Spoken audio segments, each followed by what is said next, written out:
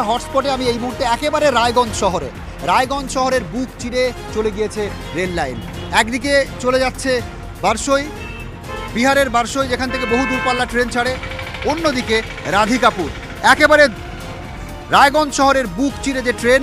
আর বহু মানুষের দীর্ঘদিনের দাবি, রায়গঞ্জ শহরের মানুষের দাবি যে এই যে রেলগেট, এই রেলগেটের ওপরে একটি ওভারব্রিজ হোক অথবা নিচ দিয়ে আন্ডারপাস হোক।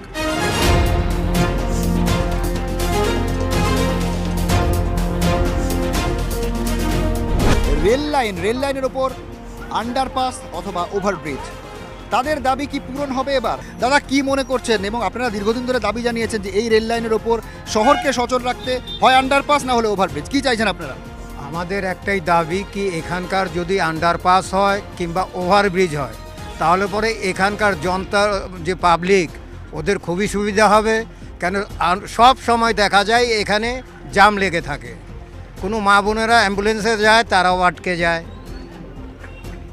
কোনো পেশেন্ট ইমার্জেন্সিতে হার্টের পেশেন্ট যারা এখান থেকে যাচ্ছে তারা আটকে যায়।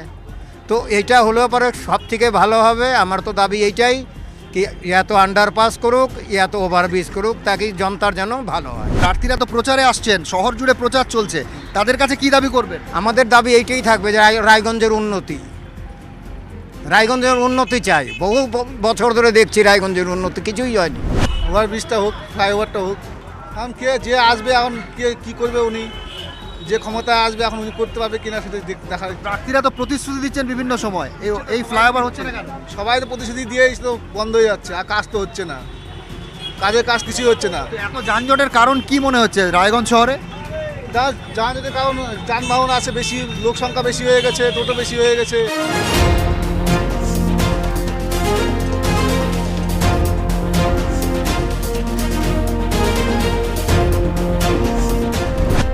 এই মুহূর্তে রায়গঞ্জ শহরে 27টি ওয়ার্ড রয়েছে, কিন্তু ধীরে ধীরে রায়গঞ্জ শহরের ব্যাপ্তি বাড়ছে। শিলিগুড়ির সঙ্গে কলকাতার যোগাযোগের যে মাধ্যম রায়গঞ্জ, সেখানে সেই শহরের ব্যাপ্তি বাড়ার ফলে তীব্র যানজট প্রতিদিন। বিশেষ করে আমার পিছনে আপনাদের দেখাবো এই যে রেলগেট, এই রেলগেটে প্রতিদিন কয়েক কিলোমিটার পর্যন্ত গাড়ি জ্যাম হয়ে যায়, ফলে প্রতিদিন তীব্র যানজট সমস্যায় ভুগছেন মানুষ।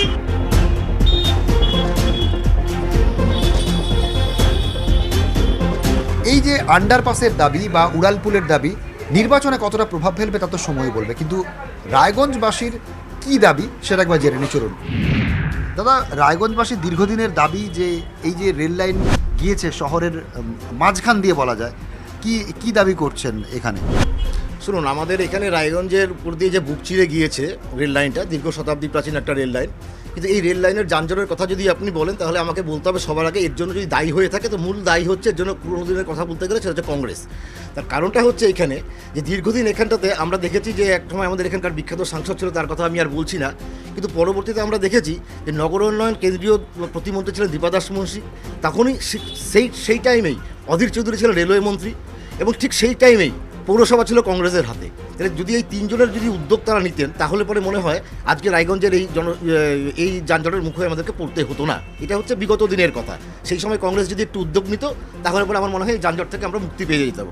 পরবর্তীতে আমরা যখন দেখলাম যে আমাদের এখানে কেন্দ্রীয় মন্ত্রী হলেন দেবশ্রী চৌধুরী এবং তিনি সাংসদ এবং কেন্দ্রীয় মন্ত্রীও তিনি হয়েছিলেন, তাকেও কিন্তু আমরা দেখলাম না যে রায়গঞ্জবাসীর জন্য এই উড়ালপুরের জন্য তিনি একবারও তার সংসদে তিনি বক্তব্য রাখলেন। আমাদের তো ওনার কাছে অনেক দাবি ছিল, যিনি দেবশ্রী চৌধুরী ছিলেন তার কাছে আমরা ভেবেছিলাম যে উত্তরবঙ্গে কুচবিহারগামী একটা ট্রেন চলবে প্রতিদিন, দক্ষিণ চেন্নাইয়ের জন্য 3 দিন, দিল্লির জন্য 3 দিন, এরকম ট্রেন কিছু চলবে, এটা আমাদের আশা ছিল। অনেকের অভিযোগ এই অবস্থায় কেন্দ্র রাজ্য চাপানুতো যে কোনো এই ওভারব্রিজের বা এই ধরনের উড়ালপুল তৈরির সময় অনেক ক্ষেত্রেই একটা অভিযোগ উঠে আসে যে কেন্দ্র রাজ্য চাপানুতরের ফলে এই ধরনের উন্নয়নমূলক কাজ পিছিয়ে যায়। এক্ষেত্রে কি কেন্দ্র রাজ্য চাপানুতর আছে?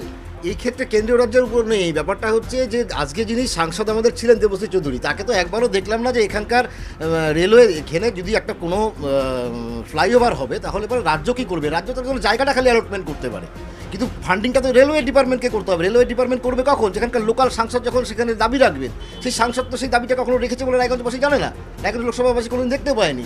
বরং এখানে একটা যা দিল্লি ট্রেন চলতো সেই দিল্লি ট্রেনটাকেও তিনি এখান থেকে উঠিয়ে দিয়েছিলেন। তো এই তো হচ্ছে রায়গঞ্জ মানুষের জীবনে হতাশা আছে। আগামী দিন যারা এখান থেকে যিনি জিতে যাবেন তার কাছে আমাদের দাবি থাকবে এটাই যে রায়গঞ্জের রেল ফ্লাইওভারটা যাতে অবশ্যই হয়, কুচবিহারগামী উত্তরবঙ্গগামী একটা যাতে প্রতিদিন ইন্টারসিটি ট্রেন চলে, চেন্নাইতে যাওয়ার জন্য প্রায় 3 দিন অন্তত ট্রেন চলুক।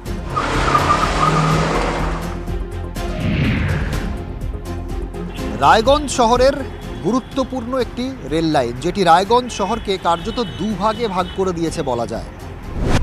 এই শহরের বুক চিরে চলে যাওয়া এই রেল লাইনের ওপর ফ্লাইওভার চাইছেন অনেকে, কিন্তু ফ্লাইওভার বললেই তো ফ্লাইওভার নয়, বিভিন্ন সময় বিভিন্ন জটিলতা। রেল বলছে রাজ্য সহযোগিতা করছে না, রাজ্য বলছে রেলের কোনো উদ্যোগ নেই, ফলে রেল এবং রাজ্যের যে চাপানুতর, সেই চাপানুতরের ফল ভুগতে হচ্ছে রায়গঞ্জবাসীকে।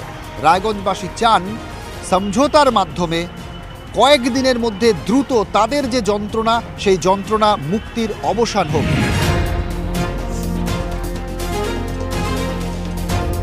চেম্বার অফ কমার্সের প্রতিনিধিরা আমার সঙ্গে এই মুহূর্তে রয়েছে, তাদের সঙ্গে সরাসরি কথা বলেনি যে এই যে যানজট, এই যানজট থেকে কিভাবে মুক্ত হবে, কেন এই ফ্লাইওভার তৈরি হচ্ছে না, রায়গঞ্জবাসী তো দীর্ঘদিনের দাবি, কোথায় সমস্যা? আমরা এই ফ্লাইওভার না শুধু রায়গঞ্জে রেলের ক্ষেত্রে আরও ডেভেলপমেন্টের জন্য, একটা রেলের ডেভেলপমেন্ট একটা জায়গার অর্থনীতির ক্ষেত্রে, সাধারণ মানুষের বেঁচে থাকার ক্ষেত্রে অনেক বড় দরকার। সেইটাকে মাথায় রেখে আমরা রেলের নিয়ে বরাবর একটা আন্দোলনের মধ্যে থাকি এবং আমরা যোগাযোগ করি। তা রেলের আমরা ফ্লাইওভারের দাবি অনেক দিন আগে থেকে করে এসেছিলাম। পরে আমরা জানতে পারলাম রেলের একটা স্কিম আছে, সেই স্কিমে রেল এখন 100% টাকাতে রেল ফ্লাইওভার করছে। তার ভিত্তিতে আমরা আশা করেছিলাম আমাদের এখানে ফ্লাইওভার হবে, এবং ডিআরএম একাধিকবার এসে আমাদের সাথে এটা নিয়ে মিটিং করেছেন, আমাদের চেম্বারেও মিটিং করেছেন। ওরা একটা নো অবজেকশন প্রশাসনের কাছ থেকে চেয়েছিল যে ফ্লাইওভার করতে গেলে আপনাদের একটা নো অবজেকশন দিতে হবে। সেই নো অবজেকশন প্রশাসনের পক্ষ থেকে দেওয়ার ক্ষেত্রে ঢিলেমি ছিল না, কিন্তু তারা তাদের চিন্তাধারা অনুযায়ী তারা দিতে পারেনি। তার প্রধান কারণ সেই ফ্লাইওভারের ক্ষেত্রে যে নো অবজেকশন ছিল, কিন্তু সেখানে ফ্লাইওভার করতে গেলে ওরা রেল গেট বন্ধ করে দেবে।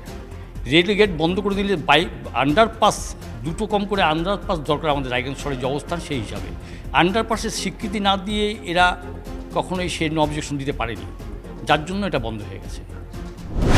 কোথাও কি এটা চাপানুতর, বিভিন্ন সময় এ ধরনের ক্ষেত্রে রেল এবং রাজ্যের একটা চাপানুতর থাকে এই ফ্লাইওভার নির্মাণ বা আন্ডারপাসের ক্ষেত্রে, এক্ষেত্রেও কি একই রকম চাপানুতর চলেছে রেল এবং রাজ্যের মধ্যে?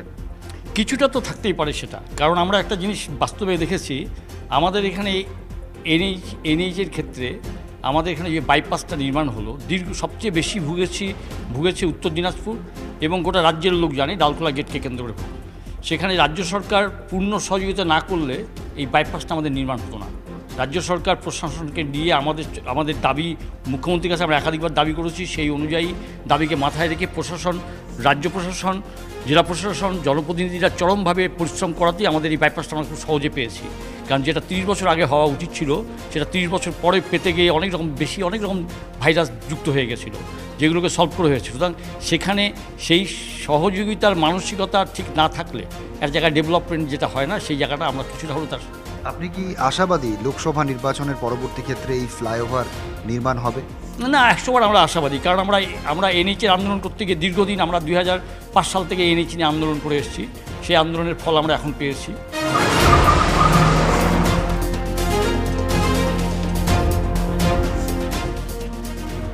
এখানকার বহু রাজনৈতিক নেতা প্রতিশ্রুতি দিয়েছেন বহুবার যেখানে ওভারব্রিজ হবে, কিন্তু এখনো পর্যন্ত তাদের সেই প্রতিশ্রুতি পূরণ হয়নি। তারা আশা করছেন এবার লোকসভা নির্বাচনের পর খানিকটা হলেও তারা মনে করছেন তাদের সেই আশা পূর্ণ হবে। এই রেল লাইন আমরা বেরোচ্ছি, এবং এই রেল লাইনের ওপর ওভারব্রিজ হয়ে তাদের যে যন্ত্রণা, সেই যন্ত্রণা মুক্তি ঘটবে।